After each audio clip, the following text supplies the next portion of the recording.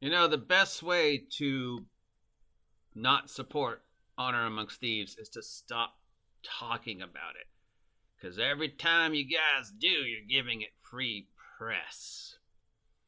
What's up, nerds? It's your boy, the OG GM, coming to you live underwater here at Site B as it continues to rain our 12th aerial flood this year. And it's time to talk about the story that doesn't seem to want to go away despite all the people saying they want it to go away. Dungeons & Dragons Honor Amongst Thieves. And the few lucky individuals who took advantage of the slightly more difficult to find than you would think tickets that were available to Amazon Prime. So if you don't know what happened, Amazon Prime, in connection with Paramount Plus, because they have a huge partnership, it may even be owned by the same company, and Hasbro decided, hey, let's do a thing where we give Amazon Prime customers early access to the movie. We'll release it in a couple limited theaters across the country. And, you know, they can go to Amazon Prime and buy the tickets ahead of time and go see a special screening. We've done it before. It's no big deal. Yay. It's not going to give them a discount. It just means they get to see it ahead of time. Yay. Maybe we'll sell some Honor Amongst Thieves popcorn. Yay.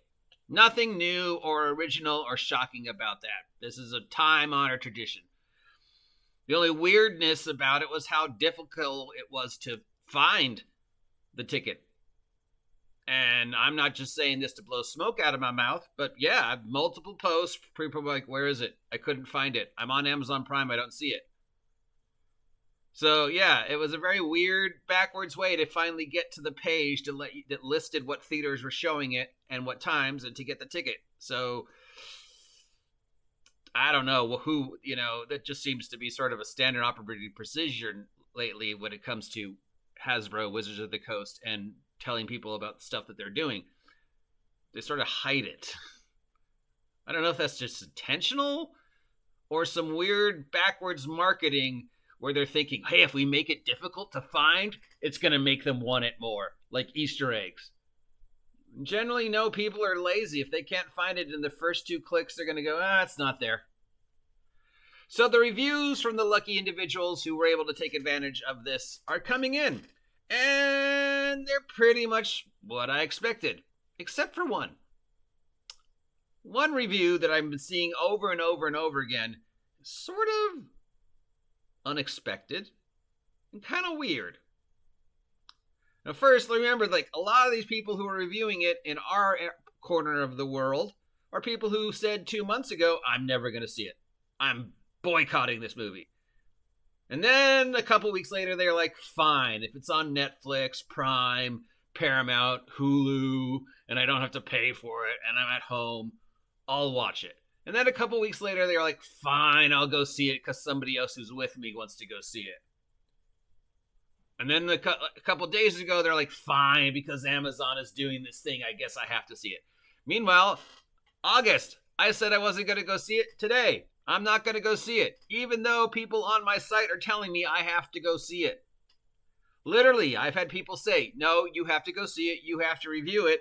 You have to tell us what you think, probably because you worked in the industry for 16 years, so maybe you have more insight than anybody else. So, tell you what, if you guys want me to go see it, send me $20 through the Ko-Fi, and I'll go see it. Otherwise, will I see it when it's on Netflix? Maybe. I don't know. Who knows? I have no desire to see this movie. I had no desire to see it when I first saw the trailer. I had no desire to see it now. Why? Because I've already seen this movie. I've seen the Dungeons & Dragons movies 100 times since the 80s. Okay? It was called Hawk the Slayer. It was called Excalibur. It was called Conan. It was called Wizards. It was called Heavy Metal. It was called Pirates of the Caribbean. This is just Guardians of the Galaxy with magic.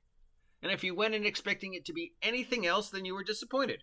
If you expected it to be a fun summer romp that was trying too hard, and that's exactly what it is. And that's exactly pretty much the reviews I'm getting. It's better than I expected, but it was still nothing I haven't seen before.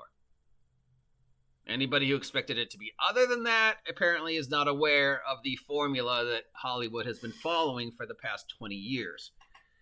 So yeah, this is Pirates of the Caribbean. This is Guardians of the Galaxy. This is 100 other movies that you've already seen.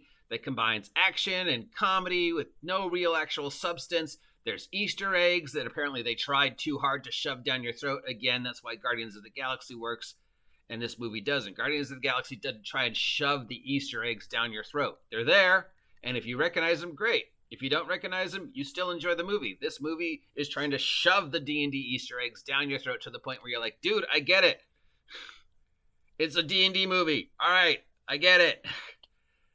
So yeah, the reviews that I'm seeing so far it was okay. It was better than I expected, but it's nothing I haven't seen before.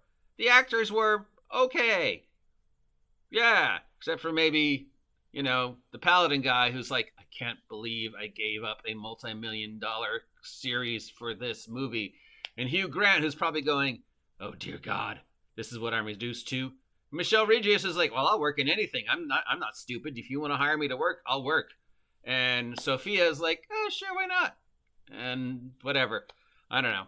And Chris Pine can save everything. So remember, Chris Pine can save anything. So obviously, yeah.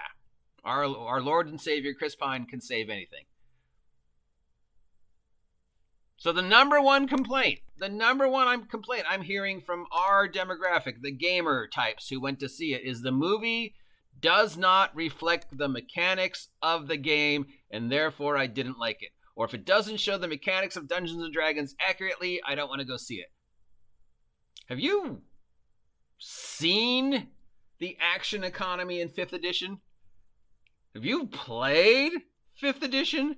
Because the action economy of 5th edition is the worst part of 5th edition. It is so unnecessarily clunky for a game that's supposed to be very smooth and easily approachable for beginners. From day one, the number one complaint about 5th edition is the math is too hard. The mechanics are too hard. The action economy is too clunky. I don't like it. Everybody's the same.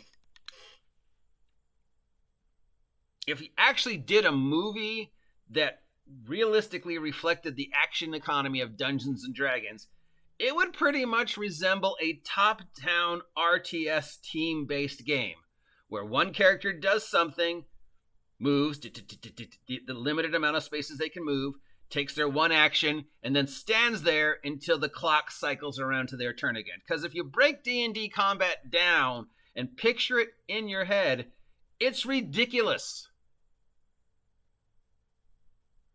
Okay, I will use a D&D game I was in last night as an example. My character wants to walk across the swamp to get closer to the bad guys. I can only walk 12 hexes through the swamp because it's hindered terrain. 2, 3, 4, 5, 6, 7, 8, 9, 10, 11, 12. Okay, I can stop. I have to stop right here in this puddle of water because that's as far as I can go. Now, what are my actions that I can move? I can attack. Well, there's nothing for me to attack because they're still too far away from me. I can defend. Well, I guess that's what I'll do. So I'll just sit here holding my shield. Or I can take a free action, which is limited to taking something out of my pocket, putting something in my pocket, opening a potion. I can talk, but I can only say a limited amount of words. So, yeah, now I'm just going to stand here till everybody else gets to do their thing. And then the bad guys get to do their thing. And then all the damage is calculated. And then there's the, hemming and hawing and talking and whatever. And then the clock starts again. And then I have to wait till it's my turn. And then I can move another 12 feet. And hopefully by then I will have reached the bad guys. And if not, then the same thing just happens. I'm just going to stand there in the middle of a swamp, slowly sinking, waiting for the clock to resolve till I can go again. Playing Mother May I. Is that the movie you want to see?